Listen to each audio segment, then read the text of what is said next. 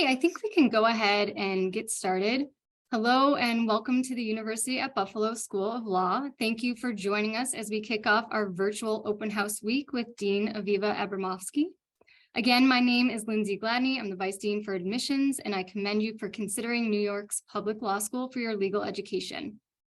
We were thrilled to host an in-person open house in the fall, but we want to continue offering prospective applicants flexibility by hosting virtual events and hope you will take advantage of them throughout the week. This afternoon, I'm happy to be joined by our Dean, Aviva Abramofsky, who will provide welcome remarks before we open the floor to questions. Please be reminded that this session is being recorded and will be posted to our video library in the coming days. Before I turn the floor over, I do want to give an introduction. Aviva Abramofsky is the law school's 19th permanent dean and the first woman to hold the position. She is an expert in insurance law, commercial law, regulation of financial entities, and legal ethics. She is the former chair of the New York State Bar Association's Task Force on Autonomous Vehicles in the Law and is currently a member of the board of directors for the Erie County Bar Foundation. Since her arrival at the law school in June of 2017, Dean Abramofsky has overseen the expansion of the law school's offerings beyond its JD and LLM programs. The law school now offers a rapidly growing undergraduate program in law and a Doctor of Juridical Science. Under her leadership, the law school's clinical legal education program has expanded to include the launch of the Criminal Justice Advocacy Clinic and the Community Engagement Legal Clinic. The law school's Innocence and Justice Project has also been revitalized through our Advocacy Institute. And the law school has implemented a series of new diversity, equity, and inclusion initiatives, including the creation of a faculty-led DEI committee, and has expanded its student services and programming with particular focus on mental health and wellness. It is now my pleasure to turn the program over to Dean Abramofsky. So thank you so much, Vice Dean Gladney. I think everyone here should give you a round of applause because obviously without admissions, none of this would be possible. So thank you so much. And I want to thank you all for joining us here and welcome to UB Law, the state of New York's public flagship law school. We have a fantastic community here at O'Brien Hall, and everyone is very excited to meet you, and we're committed to your success. So first off, let me start by congratulating you on your decision to pursue a career in law. It's very important that you're here right now, this time, at a critical time for our nation, a critical time for the legal profession. We're really glad that you chose to come. Students entering law today do so at a time of incredible, great change. Over the course of your law school career, a large number of high-profile and controversial cases will be decided by the United States Supreme Court, decisions made on issues that will ultimately define the society in which we live, and decisions which will raise new legal concerns and challenges.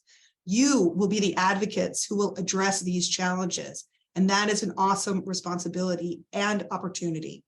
We rely on each new generation of lawyers to articulate what it means to be a citizen, what it means to be a nation of laws. The opportunity to be part of that truly is a privilege, and the decision to go to law school is one that you won't regret.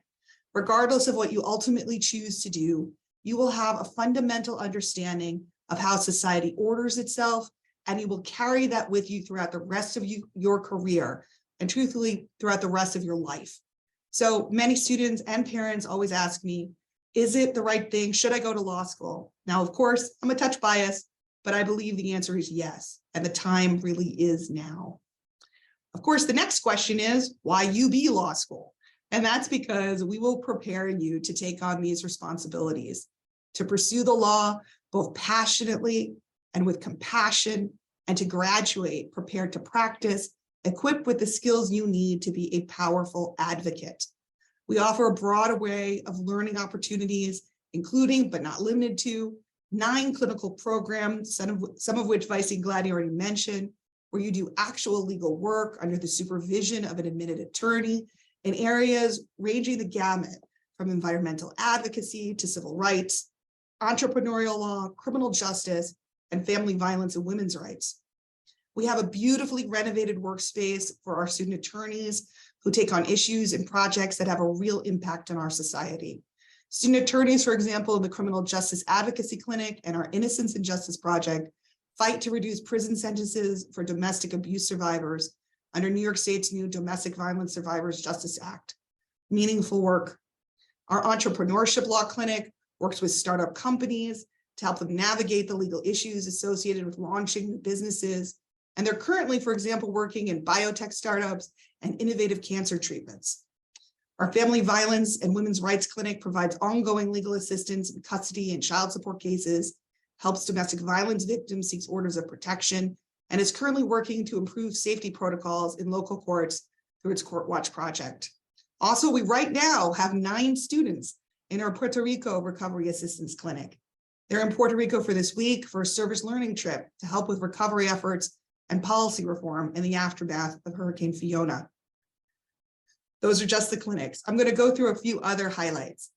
For those of you interested in conquering the courtroom, our Advocacy Institute, led by a National Board of Advisors, offers training from leading trials attorneys and judges, and many of our students compete and win mock trial and mediation competitions held across the country, sometimes internationally.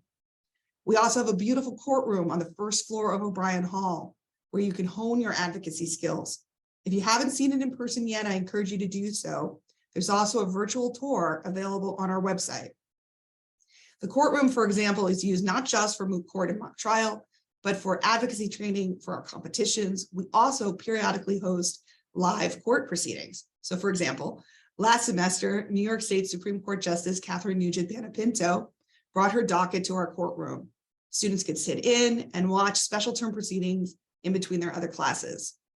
For those of you interested in things like corporate finance, we have our New York City program in finance and the law. This is where students can spend a semester abroad in Manhattan and participate in externships to top financial institutions and law firms in the Metro New York area. If you have a passion for sports, we have a cross-disciplinary center for the advancement of sports. We offer concentration in sports law. And we have a long history of opportunities, specifically in criminal law. It's an annual statewide career fair for public defenders, bringing employers from all areas of New York State together to recruit law students and recent graduates.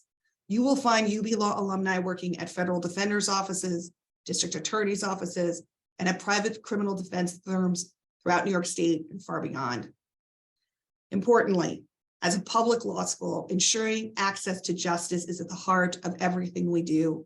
We are committed, I am committed as a community to advancing issues of social justice and racial equity, both at the law school and within the legal profession. For example, our Diversity, Equity, and Inclusion Office, led by Professor Lise Chiesa and Amber Melvin, who's a 2013 graduate of the law school, organizes panel discussions, listening sessions, and workshops on equity and justice issues, and partners with the local bar associations on community awareness. We recently also, for example, co-hosted the very first diversity career fair in Western New York with the Minority Bar Association and the Bar Association for Erie County. We also understand, and I understand, the growing importance of mental health and wellness. We have an on-site counselor available and a student group focused on wellness program and ideas.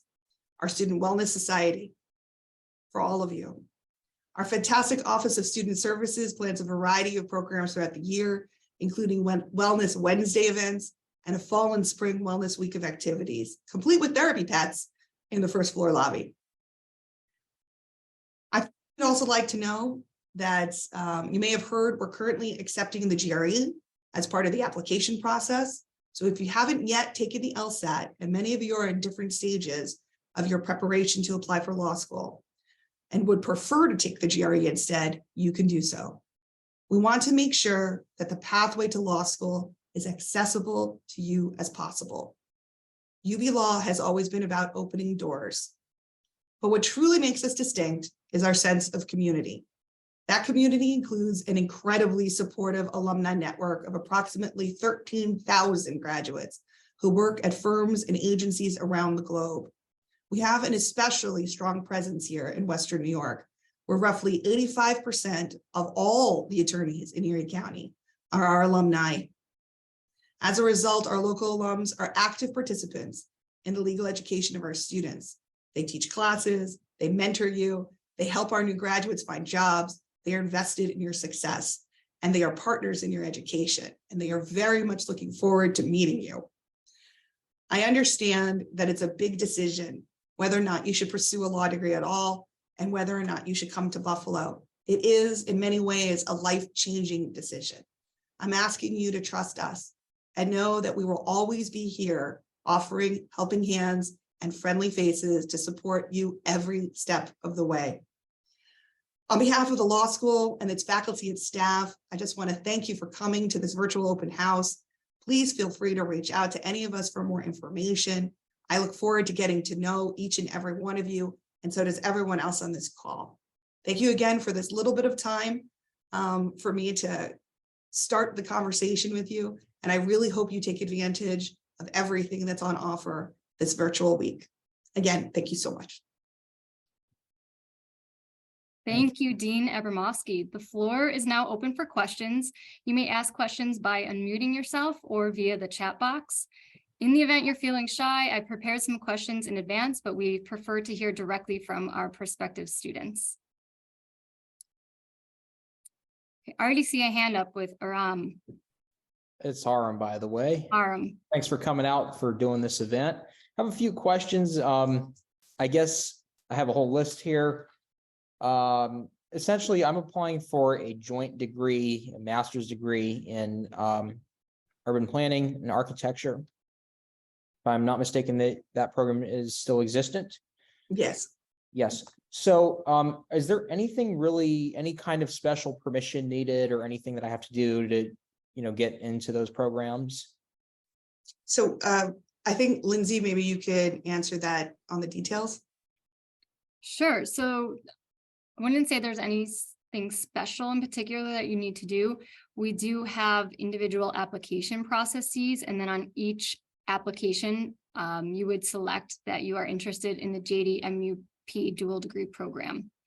Yep. I see. And also, essentially, and also, do you need anything, or what is exactly, how does students with disabilities and how does that exactly work at Buffalo Law? Sure, I can chime in. So during the application process, it's not something that we even take into consideration, but should you gain admission to either or both programs, that is something you would request post-admission through accessibility services on campus. Okay, and also, how soon can I find out about admission status? So for the School of Law, for the JD program, once your application is in and deemed complete, the timeline is between 4 and 6 weeks. It could be on the very early end of that, just depending on how busy the admissions committee is at the time that you submit your application. We tend to get very busy around that March 1st priority application deadline, but you would hear within 6 weeks. I see. And I just, one fun fact that I found out was Wolf Blitzer being, and I don't know about specifically U of Buffalo Law, but I know in U of Buffalo, he was an alumni. But I wanted to also know, how would it work with the JAG Corps? If for people, those of us that may, or I'm not necessarily speaking for everybody, but for those that may be interested in that. How would that work out? So I know that what we would probably want you to do is connect with some of our alums who are now JAG officers, but there is a process that you would follow through the military to apply and I guess be selected as a JAG officer. We can definitely set you up with an appointment to discuss a little bit more in detail that process. Okay. And also connect you with some of our alums who are JAG officers currently. I see. Yes. And then also, my understanding is in the last few years, about 4 to 6 of the graduates gained admission to JAG. 4 of the 6 graduates, that applied gained admission. Also, what about, and how long does admission, and I would say, I remember what I was going to ask. So if I'm doing the joint degree, would the campuses be next to each other for architecture, urban planning, and law, or are they? No, the architecture and urban planning is on South Campus. I see. And that's like a completely different campus. It's not like on a completely different side of the same campus, or how would that work? It's about a 15-20 minute ride. We have a bus shuttle. Oh, okay. Good to know. Well, thank you so much. Okay, those are excellent questions. Thank you so much. For those of you who don't know, the degree in urban planning and law together offer a really interesting array of postgraduate type job offering, from city planning, public real estate, a lot of interesting things. Okay. I think I see the next hand up is Belle Alpha. Yeah, I was just wondering what the options for university housing is, if that's a recommendation or if most admitted students tend to go off campus, and what those options are. Sure. So we do have on-campus apartments for upper level undergraduates and graduate and professional students. And the one that we reserve space in for law students specifically is Flint Village. It is a very close walk. It's about a 4-minute walk across a couple parking lots. If we do not fill those vacancies with law students, then they are filled with other graduate or even upper level undergraduate students. I would say that we do have a small group of students each year who typically come from out of the area that live on campus in Flint Village or another housing complex. And then once they get a lay of the land here in Buffalo and Western New York, they do tend to move off. There are a lot of apartments that are not affiliated with the university, but are geared towards university students in close proximity that provide shuttle service to campus. So those are very popular. And we have a nice web page. If you visit our admissions page, there's a sub menu that has linked to housing information, so you can learn a little bit more about some of those housing options. But yeah, so we do have students live on. I would say it's a small group each year, and most of them do choose to move off in subsequent years, but that changes from year to year as well. Thank you. You're welcome. Okay, I think our next hand up is Anushri. Yes, hi. Thank you so much for hosting this event. I have a quick question about how the program is like for non-traditional students. I've been a scientist for 10 years, and right now I'm working at an IP firm. I'm interested in how the UB class profile is and how the career path is for non-traditionals. Thank you. Sure. So the average age of a first-year law student, at least for the class that we enrolled in August of 2022, was 25, which still sounds quite young, especially if you've been in a professional career for 10 or more years. We do have students enter from all walks of life, and we do have a number of career changers each year. I think that some of our career changers find the transition into law school oftentimes, I don't want to say easier, but they are used to spending between 8 and 10 hours a day, focusing their time and energy on one goal or on work, professional work.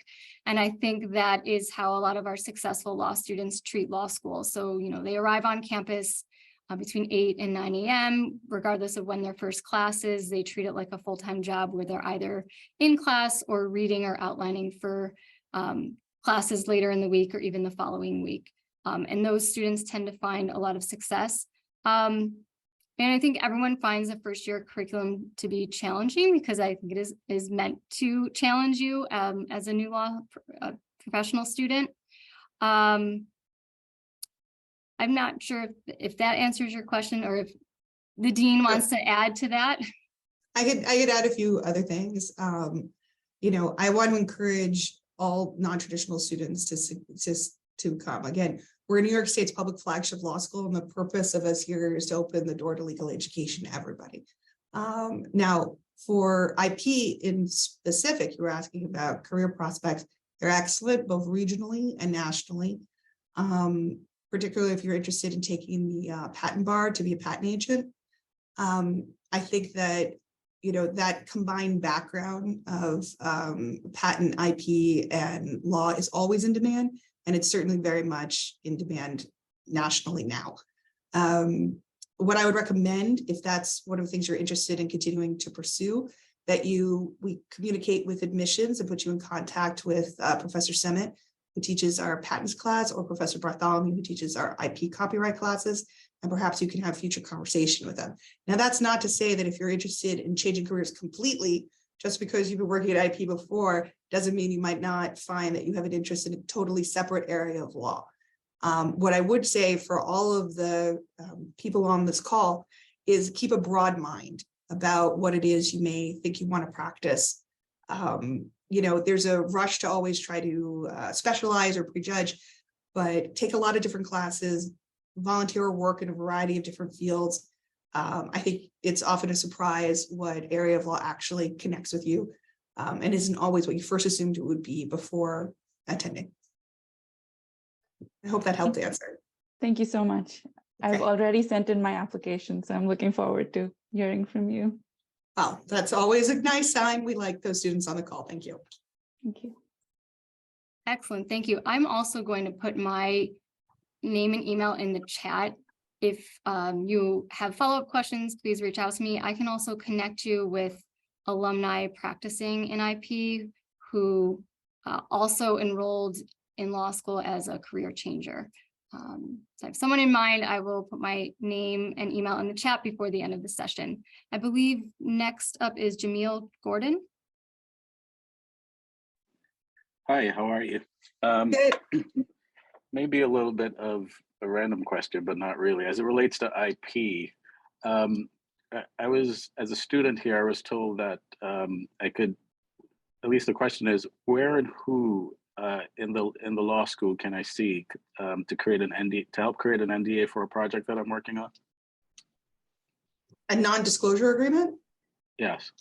You want to be, you're seeking to be a client of one of the clinics? I am a client of one of the clinics. Matthew Pelkey just told me that I could go to O'Brien and that there's resources available there as a law student. I think it was more like a challenge to me, so that he didn't do it, that I could actually do it myself. Well, I think maybe we probably should follow up with you separately, on that. I'm not completely aware of where you would go outside of the experiential program. So, but we can follow up with you on that. Okay, perfect.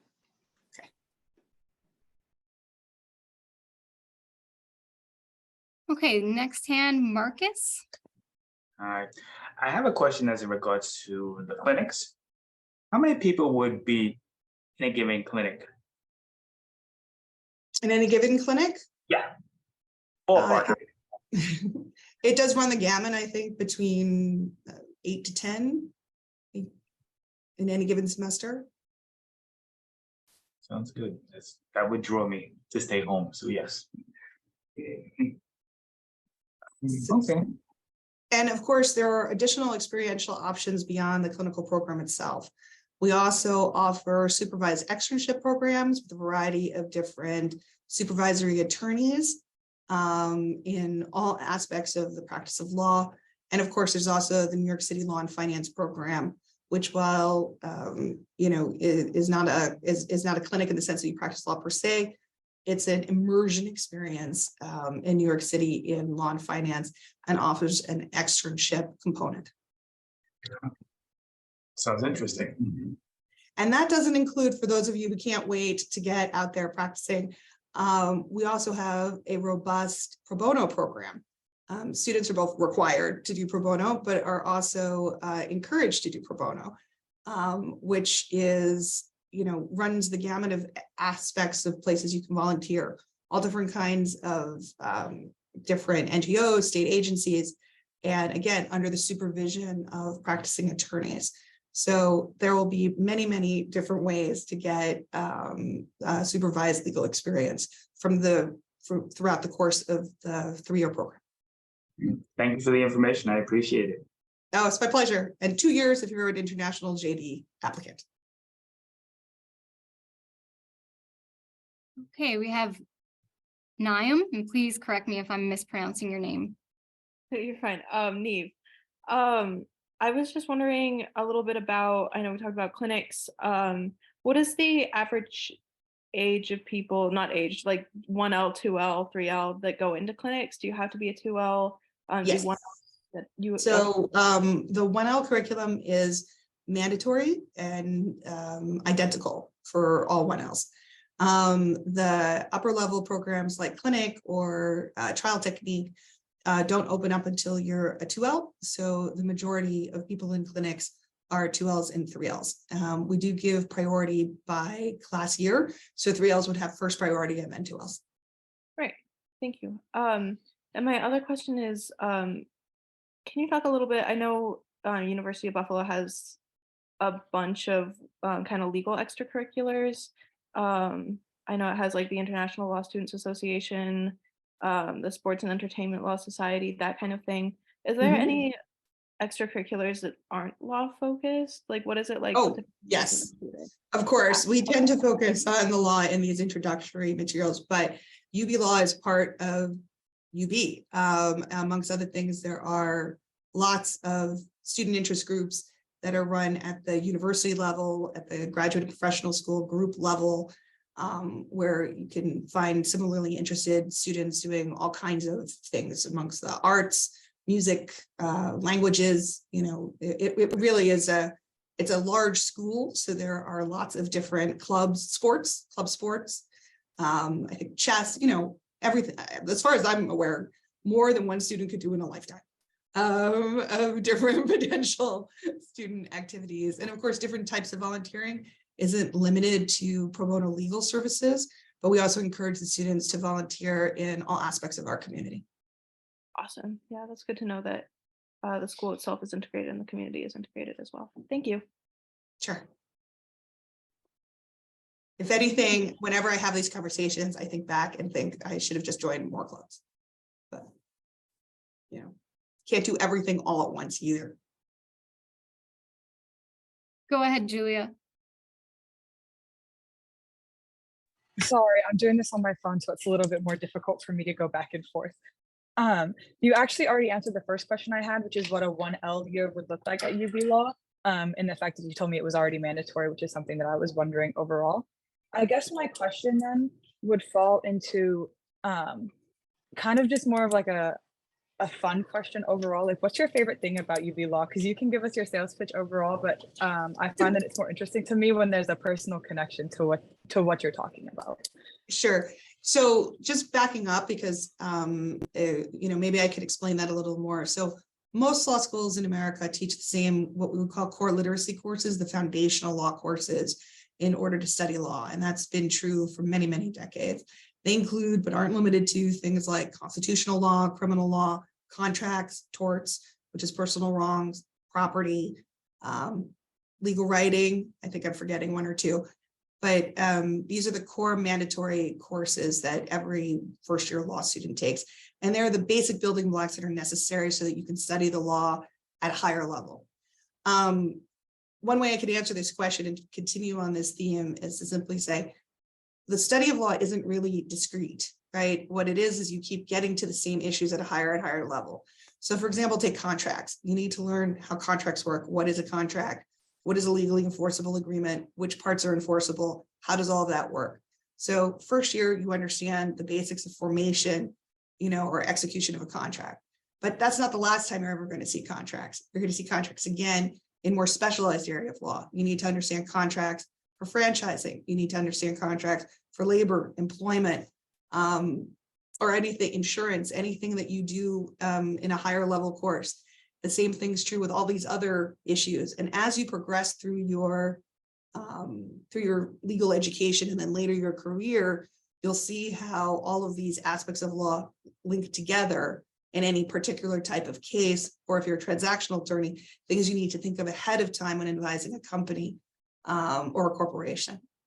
So, you know, so the idea is basically to get these core literacy issues taught well in the first year so that you can take them again at a higher level of understanding or specificity in the second or third year. And then, of course, you spend the rest of your life practicing in them.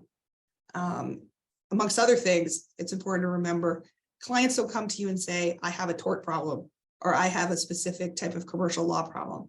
They come to you and just say, I have a problem. It's incumbent upon being a trained, licensed professional to be able to hear their story and then understand what are the aspects by which you can help advise and represent them. Does that help make sense? So the best way we do it is step by step through first year, and then your second year, and then you progress. It's also why it's really important to think about being part of a really good alumni network and working community, because you'll be working with and amongst and training from the other lawyers for your entire career. So the most fun part. Yes, that makes the most sense. Thank you. Yeah. And that's probably the most fun part for me, right? Is watching everybody progress through that. I know that's going to sound funny, or maybe you don't believe professors really feel this way, but we do, right? There is a magical moment, for example, for law students, when you stop saying, I did something, I learned this, I learned that, but you start saying in a journal or an experience journal, we argued this, we did that. And that magical moment where you go from I to we is really fantastic, and makes me at least feel good. So it's a lot of fun for me to watch everybody's progression. I know it's hard. I want to, be fair and be clear. Law school is hard. It is a challenging, school, and it's a challenging profession. But I would tell you that it's really worthwhile. Thank you so much. And I actually have one more follow-up question. So I am actually from Seattle, Washington, and I'm getting my undergrad at Penn State. But Okay. that means that I'm from out of town. So what So you're moving further and further east. Yeah, my whole family's from New York anyways. But I guess my question then would be, what would the resources be for students who are moving out of town and who are coming into UB? Like, is there like a program to help with a housing program to help find housing or something like that along those lines? So I will turn that over to Vice Dean Gladney again, although obviously it might be easiest to just get the on-campus housing, but I'll turn it over to you. Sure. So on-campus housing might be a good idea for your first year should you end up here at Buffalo, but we also have, for every student who's offered admission, they are paired with an admitted student mentor who is either a 2L or a 3L, so has at least 1 year of law school under their belt, and can help answer some of your questions about housing and living in the area from their own personal experience, whether they're from here or came in from out of town. That would be a really valuable resource for you. And then, of course, the entire admission staff is also available to assist with your transition to Buffalo and to campus. Thank you so much. I also, like one of the previous person who asked the question, I put in my application to UB, and everything I've learned just kind of makes me more in love with the school. So thank you so much. Excellent. Well, best of luck throughout the review process. We did have receive a question in the chat a few minutes ago, so I'm going to read that one. It's from Destiny. I am a current sophomore student in the legal studies law track. I want to pursue family law for when I'm admitted to UB Law. Are there any resources for current undergrad students to learn more about family law, and how would family law look as a law student? Is there any way to be connected with alumni that have experienced this track? Thank you. So I can jump in and answer that. And yeah, why don't you start, then I'll follow up. Sure. So absolutely, if you can always reach out to admissions to set up an appointment to speak one-on-one about our family law concentration. We can connect you with students who are currently pursuing that track, as well as alums who pursue that track are now practicing family law. That is certainly something that we can do for you. I would say just reach out individually and we will set that up. And I will ask the dean if she has anything to add. So all of our concentrations are very strong, and family law is no different. It's an extremely strong concentration. We have really dedicated alumni who are working as adjuncts, incredible faculty. So, again, those types of concentrations are something you go into really in your second or third year. And it's critically important to make sure you have complete mastery of the first year topics, amongst other reasons, because they're the most highly tested on the bar exam. So which you need to pass in order to be licensed to practice.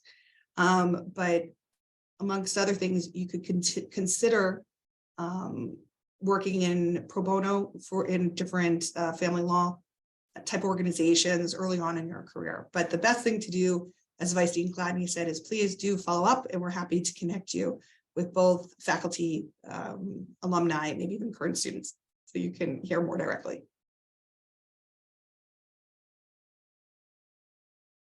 Great. And Marcus, I see your hand up again. Have on-campus visits resumed? Yes, absolutely. If you visit our website, you can schedule an in-person visit. We also welcome, of course, visits via Zoom or phone, but we are up and available to meet in person. Absolutely. I just want to get a feel for, what a day is like. You know what I'm saying? It's just difficult. So now that I have time to do it, now I can do it. Okay, I will do that. Thank you so much. You're welcome. In fact, for everyone on today's session, if you are able to wait until early to mid-February, you will have the option to sit in on a law lecture as well.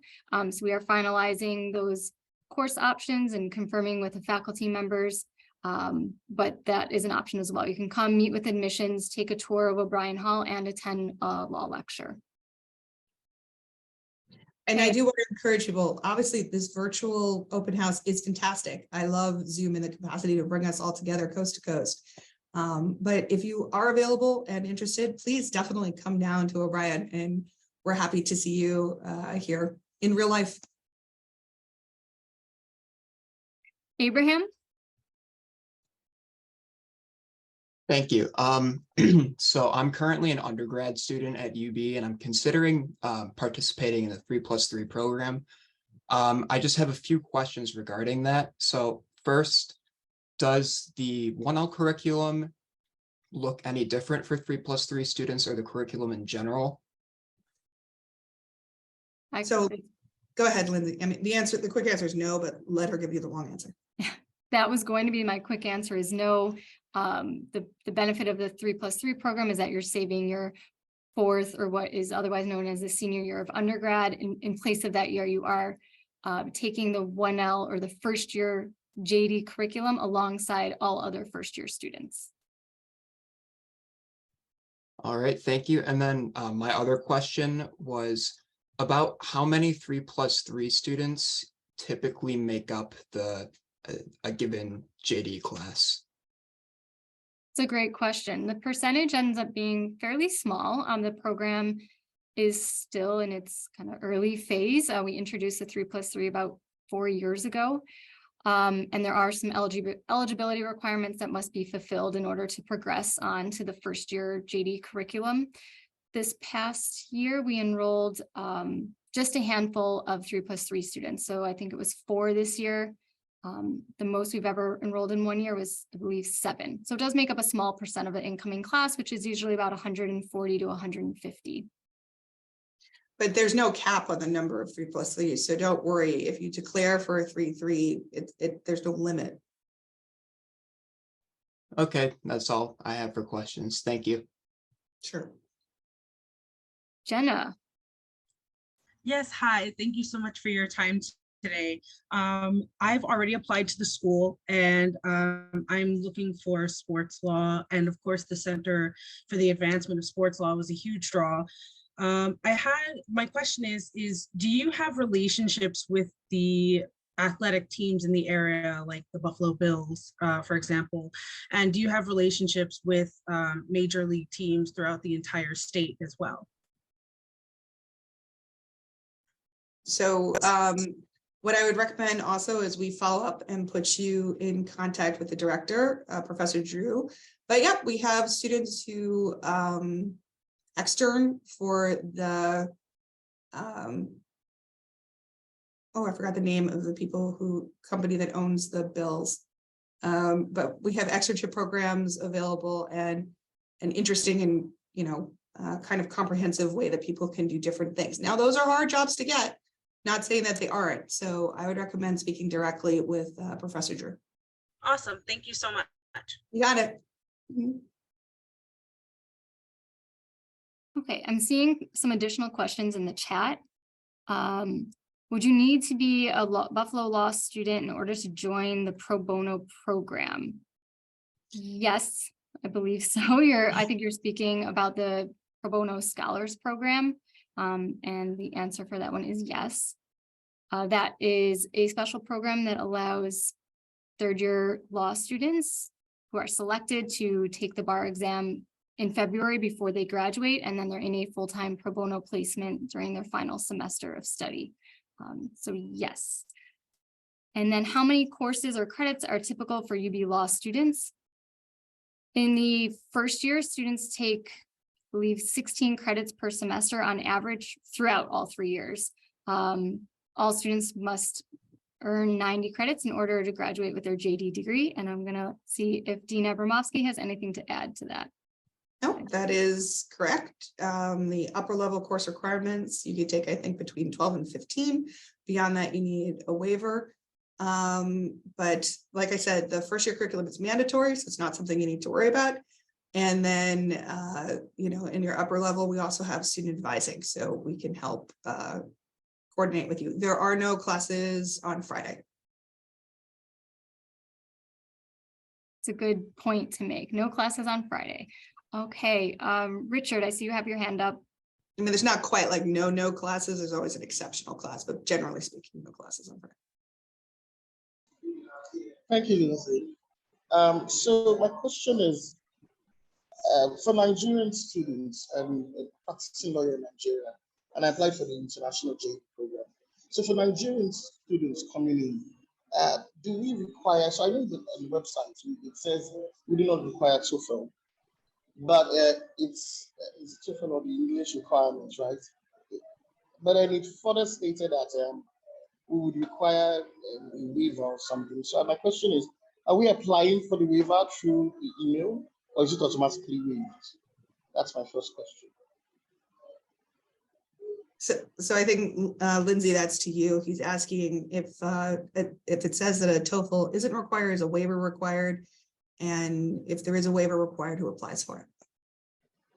Sure. So again, I'll probably encourage you to schedule a one-on-one appointment just to confirm.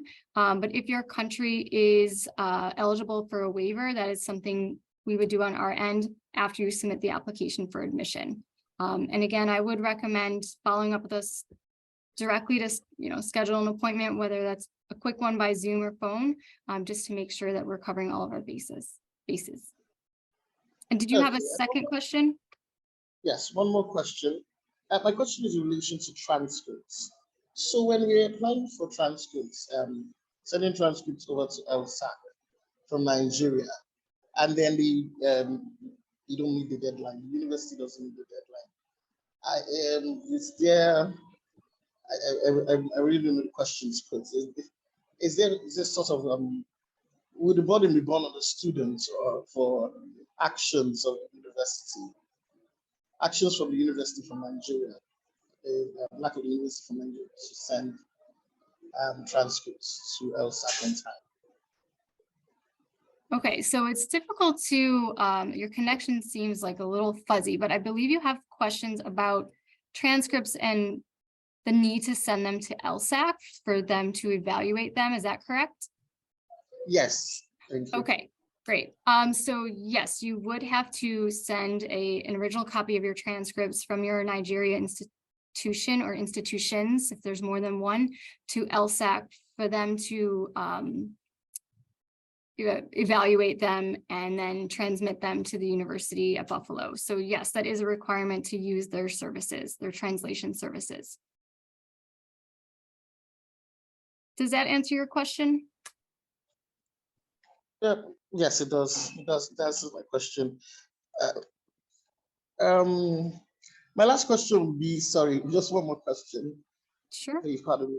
So No my last problem. question would be, in the JD class for international students, I know it's a 2-year JD program. Is it going to be, I want to understand how it's going to be, how it's going to be structured. Are we skipping the first year and then going straight to second and third year? Or are we engaging in the first year programs?